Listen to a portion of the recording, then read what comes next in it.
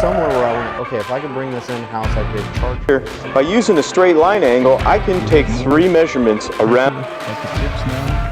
So, I personally really like this.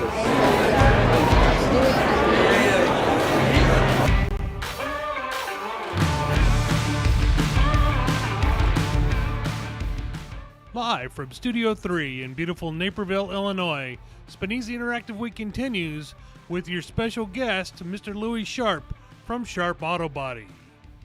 Thanks for having me, guys. Welcome to everybody out there in TV land, wherever you may be. Tim, Carl, always a pleasure to see you guys. Yeah, and it's always a pleasure to be able to work with you and your insights. And I know last week when we were doing some dry runs and we were talking about how we were going to be able to pull this all off with the technology and everything that we had. It's been a pretty good week so far. So, Carl, let's dig into this thing. Absolutely here. And thanks everybody for the Q&A in the Q&A window. If you have questions for Louie, and you're going to have questions for Louie, make sure you use the Q&A box to chat with us so we can get them answered. I appreciate everybody raising their hand, going, "Hey, we can hear Louie. We can hear Louie." So it's a good thing. So let's start off with Louie. You were in Minneapolis at a fender bender conference, and you were the keynote speaker, and I had the pleasure to attend. Tim was installing a multi-bench somewhere in the middle of New Jersey, I think at the time. But I got the chance to attend and listen to your speech on leadership. So if you could do me a favor and talk to me a little bit about, well, let's talk about your shop first, and then let's dig into your leadership style.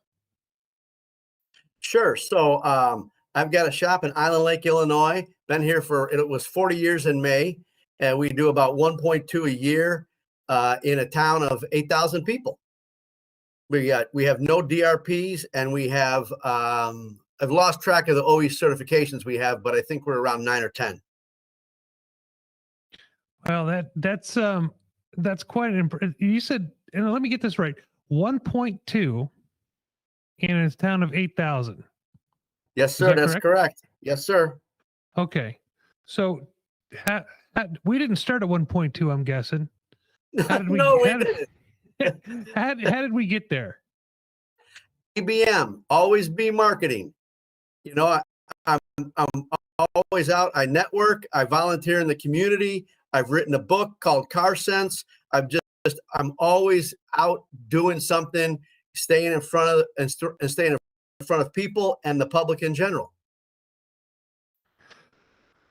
Well, and I remember watching you at the event, and you were walking around, you were shaking everybody's hand, and I've seen you in your shop, been in your shop with you in a number of cases, and you were like, I don't want to say social butterfly, but you are shaking hands, kissing babies, and you do some unique things in your shop when it comes to leading by example. So what would you say is how do you approach your leadership style? Fun.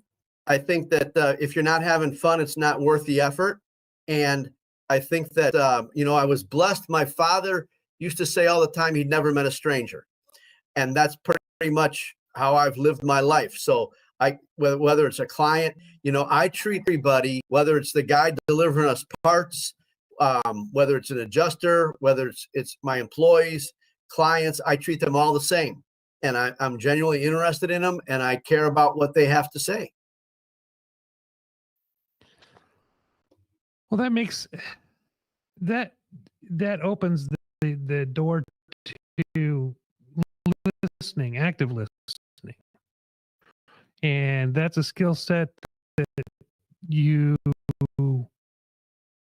worked on, I'm guessing, because it's not born in us. We love to talk.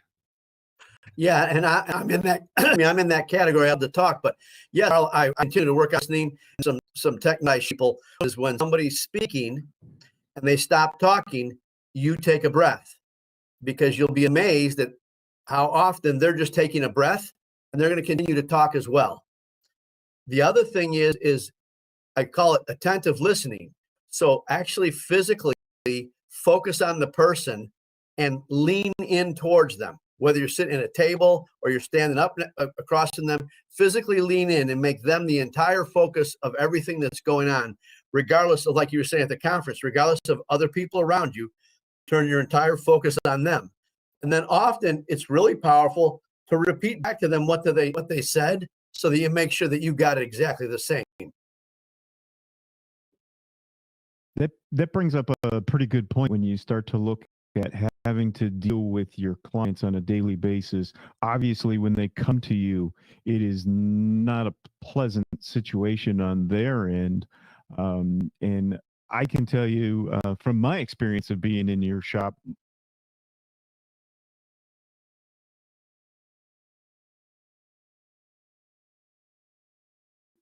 asking, what do you need? How can I help? Where are we at with this situation? Where are we at with that situation? And as I said in the intro when we were coming in, 5 minutes before we're going live, you're like, hey, I'm going to be a little late. I got to go help my staff because we got a real bad accident up here. And that's what I see as a key motivator to get you to that 1.2 million, is that you're constantly moving. The wheels are always going. Well, thanks for noticing, Tim, and I appreciate your kind words. And I think that's very true. You can't ever rest on your laurels, and we have to constantly be going towards the better. And I think that if you take an interest in people and ask that question, what can you do to help? One of the things we've talked about in the past, I like to share with all your listeners. I remember being at a 20 group meeting with 3M up in Minnesota, and the guy leading the meeting went around the table and asked everybody, what do you do for a living?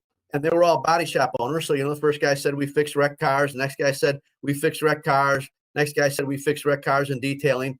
Everybody was fixing wrecked cars. It got all the way around to me. Said, what do you do? I said, I help people who've been traumatized by an accident get through the process as quickly and easily as possible. And that's what I'm in the business in. We all need to realize we're in the people business. Anybody can fix a car, but we're in the people business. So what is it that you do in your facility to fix people? Okay. And what is your approach to when somebody comes in and says, I've got an accident? How do you walk them through that process? What's the main thing that you want them to take away when they're done talking with you? That we're there to solve what their pain is. So often they don't know until they get what their pain is. But I ask that question, what's most important to you? What are you most concerned about? Well, I'm concerned that my car's fixed right, or I'm concerned about how much I'm going to have to pay. But I ask really good questions. I think I read this from, I think it was Brian Tracy. The quality of your life is determined by the quality of the questions you ask. So when a client comes in, we ask really good questions to find out what they want. So often people will come in and they're scared to file a claim. So they may be more concerned about price than quality. So then I'll give them a couple of different options for price, where they've got different ways to go. But at that point, they really feel like they've been heard and that we're responding to what is most important to them. And how has that worked for your repeat customers? Carl, I'm on generations of families. I started on grandpa's cars, and grandpa and grandma kids, and then their kids had kids, and so I'm on third generation. So I can tell you, and to your point, you don't do 1.2 million in a town of 8,000 people without a bunch of repeat clients. No, that's exactly correct. And as you said, 40 years in business, pretty amazing numbers with this small amount of population and amount of vehicles that are going by. So it's obvious that your marketing and your shake and being out there and doing civic duties like that, that's where the nucleus is, if I call it, of how to be able to get people to come to you. So let's take a look at some things that you do in your facility, maybe to engage your employees. And to that end, how do you lower the rate of employee turnover? So one of our secrets is onboarding, the way we onboard. So we just recently brought on a new body tech, and the day he started, everybody in the company greeted him and welcomed him like he was a long lost friend. When he came in through the interviewing process, I know him and his wife have some financial goals. So the day he started, he had moved his toolbox in on a Saturday. The day he started, he came in and found a gift wrapped present and a card on his toolbox. And in that gift was a book on how to be financially savvy to get to retirement, which is what him and his wife are working on. Their kids are raised. And there was a nice card welcoming to Sharp Auto Body. I guarantee he's never started at a body shop and got the welcome he got the first day at Sharp Auto Body.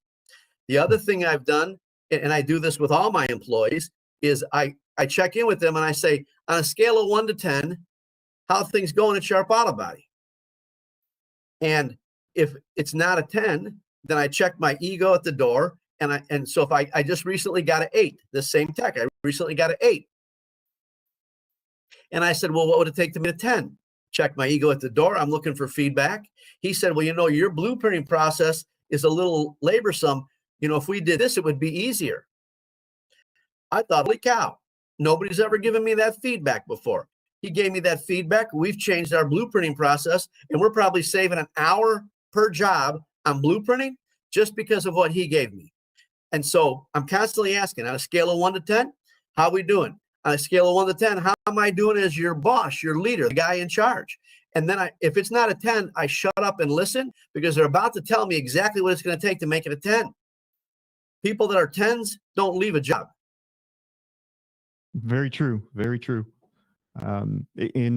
We start to look at today it being more hard to attract people to our industry, and work forward on trying to build that team, because the last time I checked, and this is something that I say all the time, there's no I in team. You have to work together to be able to get your processes together and get things together to be able to work together. And I applaud you for that, to be able to walk up to somebody and you're basically asking them, what are we doing wrong here that we can better? And it's constant improvement. And it makes it a safe environment, right, Tim? When they know that they can say, hey, things are a 5, you really suck, and not get yelled at or me not blow my lid.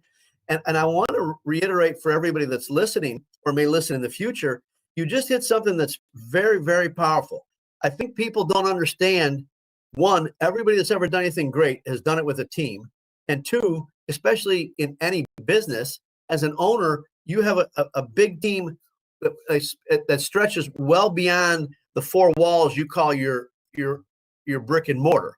You guys are a great example. I love you guys. I consider you part of my team. My vendors are part of my team. My referral partners, my fleet accounts, everybody's a part of my team. And when you build those relationships and take care of people, now you really strengthen that team, Tim. And you're absolutely right. Once you have that team, and that includes your accountant, your bookkeeper, your business attorney, all these other people, these ancillary businesses that are supporting your business. That's why I'm so nice to the drivers. I can tell you, it's not uncommon. If I need a part and I need it in a hurry, I call my vendors. They're happy to give it to me because I've treated them with respect and kindness, and I don't ever vent on them because they're part of the team too, even though they're not in the 4 walls. Yeah, I totally agree, and that's why here we don't call our customers per se customers. It's all part of the Spanesi family. Like, you joined our Spanesi family about 5 years ago. I actually came in the evening and did an installation in your place. Carl even joined me on that one. So we understand. I think also a lot of times as business owners, business managers, that our heads are racing so fast trying to look at what's coming at us next, that we do have to stop and ask for help along the way to be able to facilitate everything we do. But it is always great to find within an employee what you can do to be able to, help that employee or him or her help you with how you said that one of your techs came up and says, we need to change this process. Right. And I think that you've touched on a couple of things. At Sharp Auto Body, we don't have customers either. We have clients, right? We've all seen the pictures of customers at Walmart. No, I don't know that any of us want to be working with that clientele. But I think, words are really important. I also think that the ability to use your network. I love to share the story about my detailer who's now in my apprentice program started, and my manager was having some issues with him.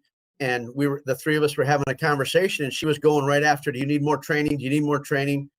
Really good young man, hardworking. And I said, hang on, slow down. And I said, hey, Mike, is there anything bothering you that, you're not your normal self? And then he said, once he had the space to talk, yeah, I'm really concerned. My mom's got to move out of her house and she's got no place to go, and I don't know what to do. I immediately got on the phone with a realtor friend of mine, a real estate agent. And by the end of the weekend, we had her in a house. And so I can tell you that you talk about that team, you talk about your network and everybody working together. When you invest that kind of stuff into your employees, they'll love you for a long time. But again, you got to ask the question, you got to listen, and then you got to use your resources. Well, in 40 years up in your market area too, you obviously have grown a lot of resources as we all do in business, and it's pretty exciting to be able to help someone out. I know we had some vehicle troubles with one of our employees here, and I was like, stop taking the car to that mechanic. Bring that car over here and let our own people look at it, please. Right. Yeah. So I get that point. And, and the car is, a valuable resource for that employee to be able to get their groceries, get everything, including get to work. Very true. So then if we look, you talk about your mission and which is to fix people. What do you mean by that statement? So, it's a funny thing, but when somebody's been in an accident, most of the time, they have no idea what's about to happen. They don't know how anything works, and they're scared. They're literally scared. They're scared that the insurance company might drop them. They're scared their rates are going to go up. They're scared that their car might not be the same after the accident. They've got all this fear wrapped around this. And so it's our job, and again, like I said, we're all in the people business, whether we're like you guys are doing, you build this great equipment and sell it to body shops, or whether we're fixing cars, or if I was making pencils or widgets or whatever it may be, we're really, at the end of the day, we're all in the people business. And it's amazing to me because, especially the way the insurance companies treat, some of the big carriers treat body shops and even their insureds, they've lost sight of the fact that it's all about the client. That's who you should be taking care of. It's funny you say that, because I have an insurance claim right now, not on a vehicle, but on a freight claim. And I was so frustrated last night. If I could read the email, it was not very pretty, reminding them that they're in the risk business. I'm not. And I'm the person with the invoice that had to repair the equipment to save them from moving the equipment back here to Chicago from Calgary. And we took care of the customer right away when the insurance company thought I could have waited for a discount flight. And I said, if that's the way you want to run your business, that's your idea. We here feel that we need to exceed the need of the customer. That's exactly right. And I think that, it's a funny thing because, now they're having all these discounts on bundling, and it's getting really dicey because it's a crazy concept, right? Why would you buy the cheapest insurance to insure the two most expensive things you buy, your house and your car? but people are doing it every day. And then they get the short end of the stick because they went to Geico or Progressive or State Farm or American Family or Allstate. And they're all and here's what's great. So I'm going to use you guys as an example. Here's what's great, why I'm still in business and why you guys are still in business. And not only in business, but thriving. Because we deliver quality. Whether that's how we care for people, our products, our service, it's all quality. The insurance companies have lost sight of that.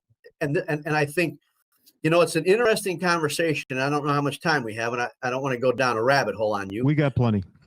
Okay. So it's an interesting conversation right now because on the, for those that don't know, I sit on the Fender Bender board. And so we're just regular body shop owners. And every month we review the magazine, we read the articles, and then give the people that attend missions feedback on the articles and those kinds of things. And it's amazing to me how, so State Farm, there was a body shop owner in Texas that's not on a DRP. And like I said earlier, I have no DRPs. And State Farm took 3 weeks to get his estimate turned around. And he sent them a $17,000 estimate. And they sent back, after 3 weeks, $7,000. Now, riddle me this, Batman and Robin. You guys can decide who's who. Carl wears the cape. If let's just assume for a minute that State Farm gets their wish and drives all their claims to a DRP shop, and the independents are no longer out there fixing any of their cars. What do you think they're going to do to those DRP shops? And not just State Farm, Progressive, Geico, Allstate, all of these companies that are doing this steering, and we all know steering is illegal, but if they got away from people going where they wanted and could steer all that work to a shop, you think they wouldn't tighten the screws on that shop? The lower quality, the lower price? Of course they would. Well, and of course they would, because they're in business to make money as well. I mean, and without getting into specific insurers and DRP programs, it can be regional based, it can be across the country. It just depends on where they go. But the bottom line is, as a business decision, obviously these shops are making these decisions, and what's really worked for you is the ability to not be beholden to a single or a handful of companies in order to make your customers happy. And I think that's what makes me proud of the accomplishments that you've done. Well, thank you, Carl. I appreciate it. But I think that's one of those things, like I said before, ABM, you always have to be marketing. You always have to be out there doing something. And that's, to what Tim was saying earlier, that's how I built my network. I'm out networking. So I know roofers, I know plumbers, I know real estate agents, mortgage people, the list of people goes on and on. Well, and that's the other thing, because if you look at your actual, say a 10-mile radius from your facility, you got a lot of water around you. You don't have a lot of roads. So you're having to physically draw them into your neighborhood, basically. And that's when you look at your business relationship with your customers and your vendors, from your client side. When you look at that, they're driving straight to you, and they could be passing XYZ or XY, or ABC auto body on the way by, but they're heading straight to you. So that brings me into the next thing we wanted to talk about with how's that really affect your business beyond the marketing part? Are you finding that the ABCs and the XYZs are taking things, taking some business away because of, the factor of that you're not a DRP? Or do you really have more business? Obviously, you're up to 1.2 million, but I'll let you finish the story there. You obviously are still drawing in from the same insurance companies, correct? Oh, without a doubt. I was a DRP for State Farm. I was actually on the pilot program probably 25, 30 years ago when they started the Service First thing went with those old big heavy video cameras. Remember those rocks? And but when it went to select service, I opted out of it because I could see where they were going. And one of the things I think that's really powerful is I've been doing some business consulting for probably the last 3 or 4 years for sure. And one of the things I share with people is the power of unique selling proposition. And so if you can separate yourself from the herd, and I use the example of Domino's Pizza, right? When Domino's Pizza came up with a unique selling proposition, they drove right to the top of the market in a nation filled with pizza joints all over the place. Remember what their unique selling proposition was? 30 minutes or less. Now, they went to the market and they asked, what's your pain? Their pain was it was taking too long to get a pizza. The point I make is, was it the best pizza? Nope. Was it gourmet pizza? Nope. Was it healthy pizza? No. It was some crap on bread, but it got there in less than 30 minutes. It was. Domino's Pizza is the best. We're from Chicago. We all know good pizza, and Domino's isn't it. And so, but they went right to the top of the flipping market because they had a unique selling proposition. And so what I've been doing most of my career is I go ask my clients, if we could do something different, what can we do to help you? And I can tell you, I've had free loaner cars at this point probably 30 years, and I was probably led that charge. I was on free pickup and delivery and free on-site estimates 5 years ago. And so when COVID hit, it just played right in my hand, Tim, because when nobody wanted to leave their house, I was already set up to go to their house. And I've had clients, if they walk through my door right now, I wouldn't know them and I wouldn't recognize them. Some of them, we fixed their car 2 or 3 times. They wouldn't recognize me and they don't know me because we got retired guys. They go pick up the car, drop off our loaner, bring back their car. We fix their car, take it back and swap at the other end. But that's about the client. Nobody cares about how big my frame machine is. Nobody cares I got a downdraft spray booth. They care about what's in it for them. Most people don't have a 3rd or 2nd or 4th or 5th car when one car goes down.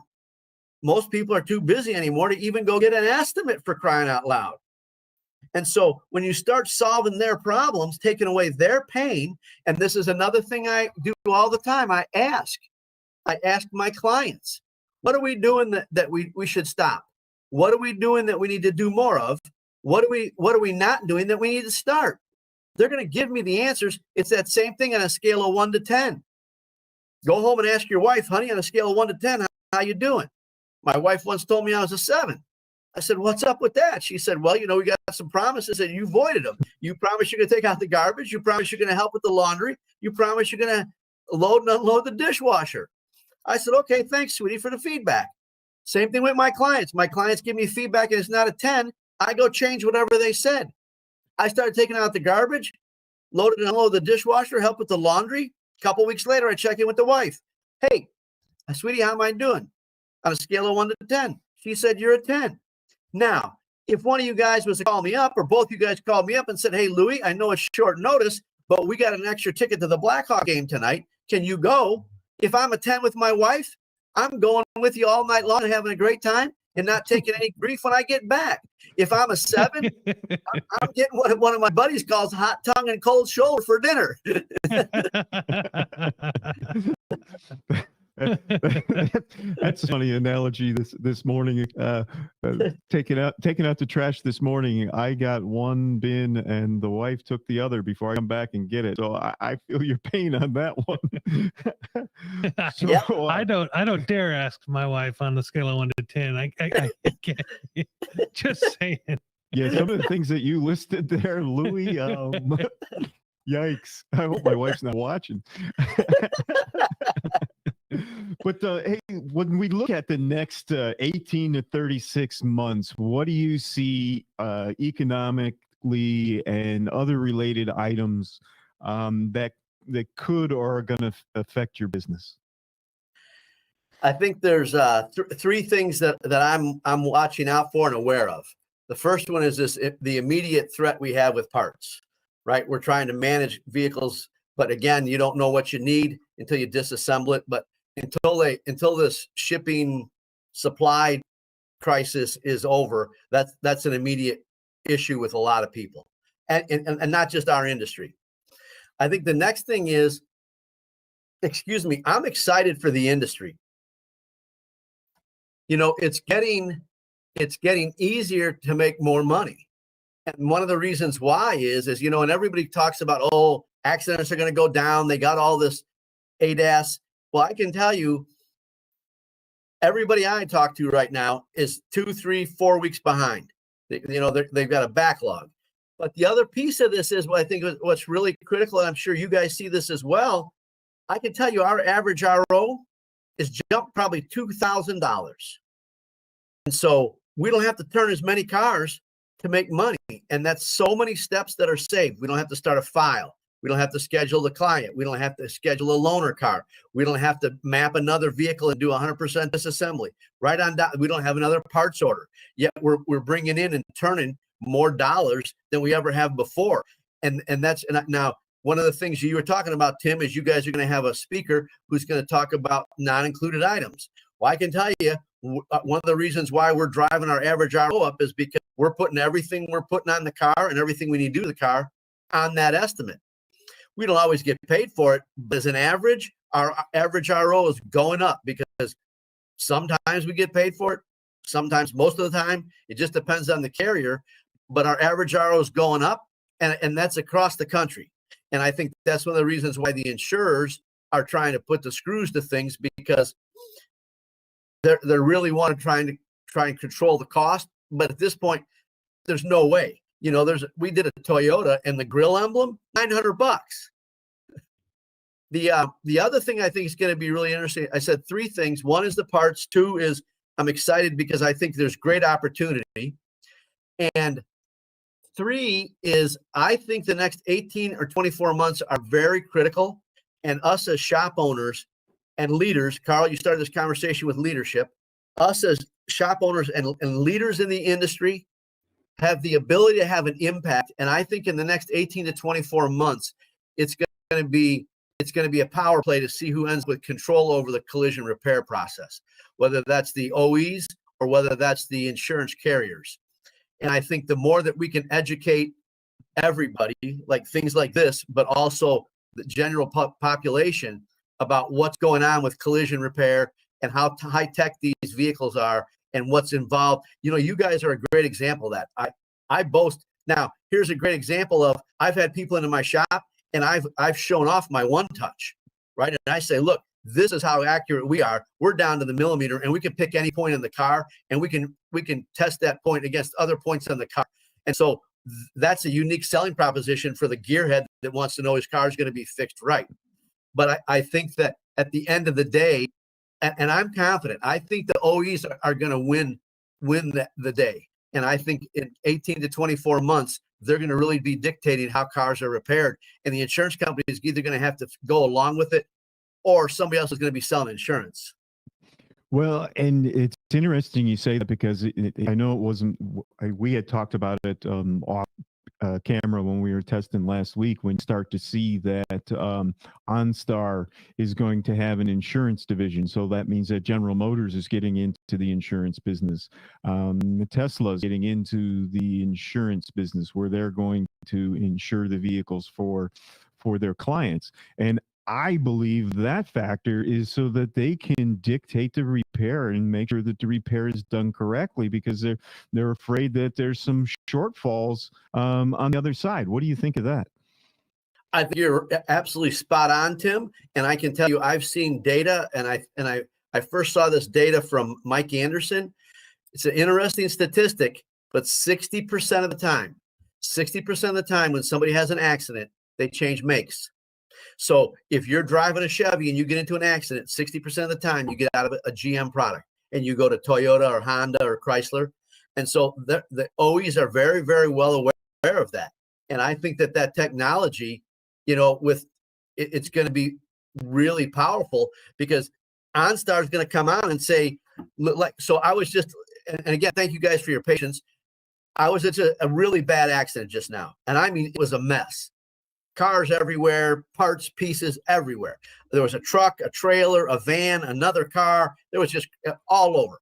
But my point to this is at the end of the day, the OE is going to be able to call you up and say, hey, Tim, we understand you just had an accident. Are you okay? Do you need an ambulance? You're going to say, no, I'm pretty good. I'm okay.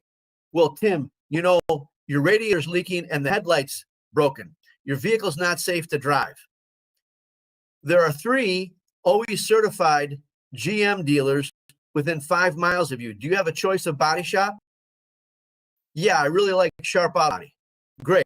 We've got a tow truck on the way. They're going to tow it to Sharp Auto Body, and we've already got an order put in for your radiator and your headlight, and it's on the way to the shop. That's where this thing's going. And now you're going to think, holy cow, man, does GM take care of me? I'm never leaving GM. And you won't. And that is the scenario that we've been looking at also too. When you start to see, is you want to be able to control that customer, that client, to always be there for them. I can't remember the last time that I bought a vehicle that I didn't buy the maintenance contract with it, and they're calling me, telling me, before I even look down to know I need an oil change, they're already calling, wanting to make the appointment. And that's all part of the, keep connected to the customer. And I do notice on your social media pages how that, you go up and you talk about these issues of proper repairs and those types of things. And one of the other things that we know for a fact that you do also is you have an outside business activity besides the body shop. So what do you do with that part? And then how do you find time to have any spare time just to relax? So those are all great questions. So I've been speaking professionally for probably 14 years at this point. And like I said a couple minutes ago, I've been doing some business consulting for the last 3 or 4 years. And I do that because I read every day. I tell people, if you want to change your life, read every day.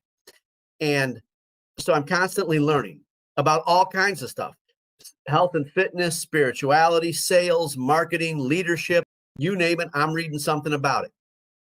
And then the other thing is you just got to learn to manage yourself. Right now I'm teaching my employees time management, and it's taken us about 3 weeks. And the first thing I told them is there's no such thing as time management. Everybody gets the same 24 hours in a day. The only thing there is self-management. And so I don't watch TV, Tim.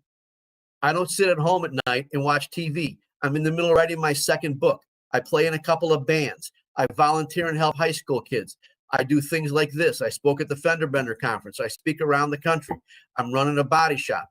I run my speaking business. But it's because I focus my time on things that matter to me, and then it's really easy to be passionate about it. You guys are the same way.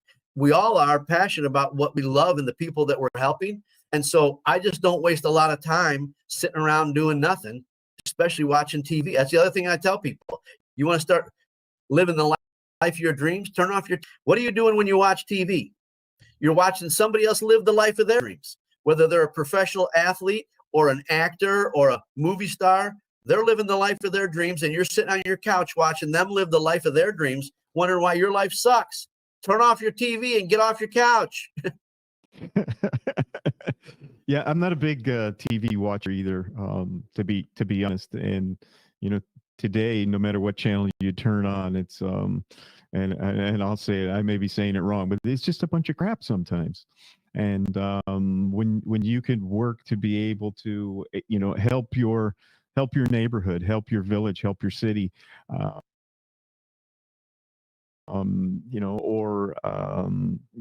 we have a passion at our household for rescue dogs. So yeah, I do believe that giving back to the industry, and working to be able to bring people forward in our industry, whether it's an employee that you have now or the next one that you're trying to groom to bring in as you expand and grow. So yeah, all good information there about getting off the couch. Well, I just have one thing to say about watching TV. Now, I love TV. and I'll be honest with you, but if you're gonna only watch a little TV, watch Spanesi Interactive TV. That's what I'm talking about right there. So There you go. shameless plug. Gotta do that one. There you go. So we got about 10 minutes left. So why don't we open it up to see if there's any questions? You want to put some questions in the chat, and then we'll fire them off to Louie and see if we can get some answers. Louie, again, I got to thank you for. I had us a little nervous there in the beginning, needing 30 minutes, but you recovered quite quickly. Even though I know we could come up with something to talk about, but. And I have to say that coming into your business, from the time you walk through the door till you walk through the shop, it's got to be one of the most friendliest atmospheres that I've run into. It's like when you go there, you feel like you're at home. Well, thank you. That's very nice of you to say, and that's really what we strive for. Well, Louie, we have a question here for you. So the question centers around what in a town of 8,000 people, they want to know what kind of stuff are you doing as far as you have your customer friendly atmosphere and you're always being marketing, but they kind of want to understand what that means in a town of 8,000 to do 8.1 million. I'm sorry, 1.2 million. I get my numbers messed up. That's all right. Yeah. So that's a great question. One of the things I do is I'm constantly busy on social media. I put out posts. I'm a rock and roll guy, and I love to play guitar. So I found a rock and roll calendar. So sometimes I'll post this day in rock and roll history. John Lennon married Yoko Ono, or something like that. So I'm constantly on social media. To what Tim touched on earlier, I don't sell anything on social media. I'm adding value on social media. So I'll tell them, why they should wax a car even though it's got clear coat, or I'll tell them why they should put a fine thin coat of Vaseline on a weather strip in the winter on their door so the door doesn't freeze shut. I do those kinds of things, and so I'm constantly out there. The other thing is that I've been consistently showing up in the same places. So like I said, at the high school, I've been talking to the driver's ed classes for the last easily 25 years. And so, but I'm constantly there. And so there's generations of high school kids. And I have people come in and say, yeah, I remember you came and talked to my driver's ed class. And it was like 10 years ago. And so it's those kinds of things. It's anything that you want to accomplish in life, just do it consistently, right? Whether that's, so here's a great example, like the TV. You want to start watching less TV, just cut out 10 minutes. Don't cut out all your TV, just cut out 10 minutes. And then do something with minutes. And in a year, you're going to have added all this time. But consistently market and consistently be out there all the time. It doesn't have to be huge things, but I do email blasts to my client list. I volunteer at the high school. I do speaking events. I've talked to the senior citizens on what to do at the scene of an accident. All kinds of things. I've partnered with insurance agents to go into the driver's ed classes, to go into some of these other places and hold these seminars or these talks on how to help people in what to do when they've been in an accident, or how to buy insurance, how to does deductible work, all those kinds of things. And we've all got a ton of information. We just need to find a channel, a medium to get it out there to the public. So you say you go, and I want to follow up on a small part of your statement right there, Louie. A lot of great stuff. But when you say you talk to the high school students in driver's ed, are we getting to those kids early enough? And from a collision industry recruitment standpoint, is high school the time, or do you think we need to get in front of those folks earlier and show them what an outstanding career that they can have in our industry? Great question, Carl. That actually came up on our Fender Bender conference call about a week ago, 2 weeks ago, probably now. And actually, Jesse up at Hetman's up in Minnesota, they've done some research, and the grade is 8. In the 8th grade, we should be hitting kids up, because once they hit into high school, and I've been mentoring kids at the high school for probably 15 years, by the time they get to high school, they're already starting to brainwash them and funnel them into the college. That's their only option. They're telling them, you want to succeed in life, you need to get a 4-year degree. Yeah, that's an interesting point because we have another roundtable we're doing later in the week about how to be able to attract Zillennials. It's a new word for me that came up when we were doing some pre uh, some pre-work for that seminar, and I was like, "What did you just say?" And they said Zillennials, and I'm like, "Oh my gosh, here we go. We got another group of young people coming up that are going to have a different set of traits than the millennials have."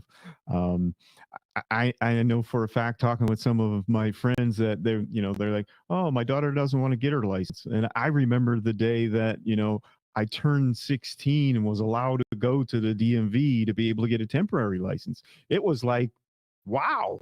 And now, kids have different values of, what's important to them. And for the most part, a lot of that comes from this thing right here, which is not Yep. always good also. I would agree with that, Tim. So we have to look today. I think you're exactly right, Carl, and Louie. I think we need to start sooner than high school, because their minds are already made up when they start going into high school, and I've seen that through my own daughters. That's where it's at. That's how you're going to get them interested in different things. My youngest, she's now turning 15. She's already picked what she wants to do, but she is looking for car projects for home right now. She wants to build this Barbie car on steroids that she could race up and down the street. So it's a different time that we're in, and I can just imagine, how do we attract people in the future? It's going to be a bigger problem than it already is. Yeah, I would agree. Well, we are right at we got about 4 minutes left in our session, in our hour session, and I know Louie's got a mess to clean up down the street. We're probably in his shop right now. We moved that mess in record time. It's a big pile here now. I'm telling you, when I got the phone call 10 minutes before, and he said, "I'm gonna need a half an hour," one of us panicked. You were a little nervous. Well, it's funny. I used to own a towing company, so I know that operation myself. But you were a little nervous, Carl. I can tell you, I was a little nervous because it's half an hour in my time is 3 hours. So it's funny because when I called you, Carl, you thought at first I was just screwing with you and pulling your leg, and I was serious. I was on a scene. It's not the first time you've messed with me like that. I'm just saying. A quick story on Louie here. I helped Louie participate. Now he did the Fender Bidder conference. He was a keynote speaker, but I was given one line in his keynote, and Louie said, "Okay, here's the slides, and I need you to say this." And I sat down at the table that I was sitting with in the back of the room, of course, because you want the maximum effect. It's got to be the loudest from the back of the room. So I sit there and I look over at the guy and I say, I'm only gonna yell out once. And the guy looked at me like, whatever. So Louie gets to the slide. I scream my line, and my line is, "You suck." To the entire Fender Bidder conference, 200 attendees, and 400 eyes came back to me, and Louie's just standing there in complete silence. And he never did tell me what he was going to say after I said that. He left that part out. So here I am, 400 eyes plus Louie looking at me, and I say, and I just look over at the guy, and all I could say was, "I told you I was only going to yell out once." Why am I just hearing about this? No wonder why I wasn't at the conference. So Louie finally says something, and just before security came and started hauling me out of there. So thank you, Louie, for that. Well, thank you for being such a brave participant. And you're not going to have that to laugh about till the day we die, because I had no idea the whole crowd was going to turn on you like that.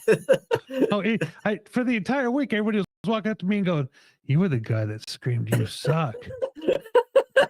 But I love Louie. You don't understand. I love Louie. Oh, that's funny. So we are out of time at this point. If you have any questions for Louie Sharp, send them over to Tim Morgan's email address, tmorgan@spanesi-americas.com. And I want to thank our special guest today, Mr. Louie Sharp. Put your hands together for Louie Sharp. Great leadership style. If you get a chance, go to his Facebook page, and you might even get a copy of his Car Sense book that he released. How long ago was that? You put your book out, Louie? Probably 4 or 5 years ago now. Awesome. Great book, Car Sense. And he also does speaking, and also he does, what don't you do, Louie? Guitars, just about everything under the sun. So, business consulting. I was missing a big thing. So anyway, I want to thank Louie Sharp for your time today. Thank you so much, sir. Thanks for having me, guys. Love you and have a great day. Okay, Thank have you. a great day. All right. So coming up later this week, we have, Let's get through today first. yeah, well, today, 2 p.m. Central, we 2 have p.m. blueprinting, measuring, and repairing. Out in the studios, I can't even keep track of them anymore, 3 studios, but out in Studio 1. So we have, we're going to be talking about blueprinting, measuring, repairing with our technical training director, Jeremy Holloway, and Brett Runyon, our sales and technical specialist. They're already setting up out in the shop area for everything that needs to be done. So have a great afternoon. And you want to roll us out of here, Carl?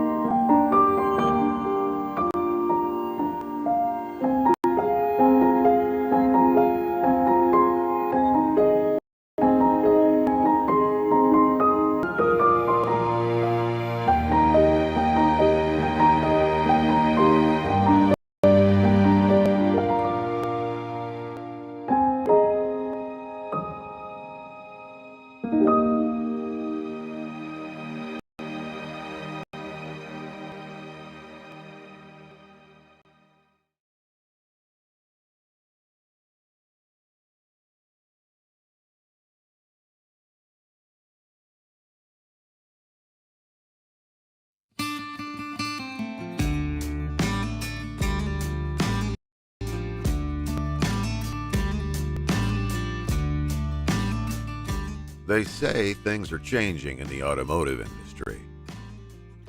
New technology, computers, self-driving vehicles. From where we stand, we see our future and our past. The Collision Repair Education Foundation supports educational programs, schools, and students, working to create qualified, entry-level employees ready for the career opportunities our industry provides. But we can't do this mission without you. Each year, the foundation works to connect corporations and individuals to schools and students across this country. By being a part of our mission, you become an amplified force of leadership, reaching students, instructors, and community businesses in every corner of the industry. From where we stand, together, we see our community evolving and supporting each other. We see connections being forged in fire and fostered with trust. Connections that live long past graduation day. connections that form the foundation of our workforce and shape the future of collision repair. Your support not only provides the much-needed resources for instructional education, but builds local communities by facilitating a sustainable workforce. A workforce trained in tradition, but equipped for the future. Learn more about how you can impact the collision repair industry yesterday, today, and tomorrow.